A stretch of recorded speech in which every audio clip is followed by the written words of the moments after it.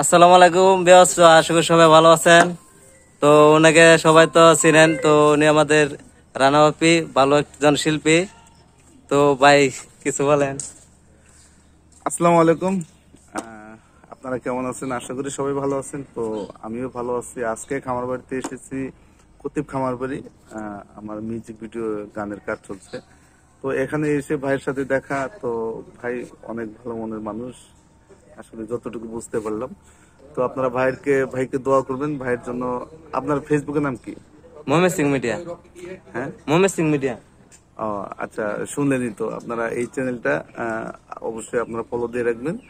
আর আমাদেরকে ভালোবাসবেন, সবসময় আমাদের পাশে থাকবেন। আহ, আপনার নামটা কি? আমির। আমির ভাই, আমাদের আমির ভাই।